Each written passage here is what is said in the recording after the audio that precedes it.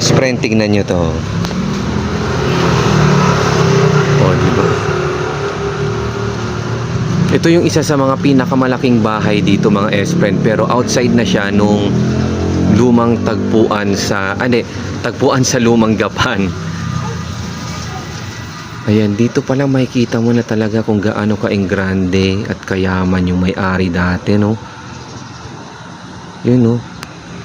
Ibilang mo na yung mga ganyang klase mga disenyo.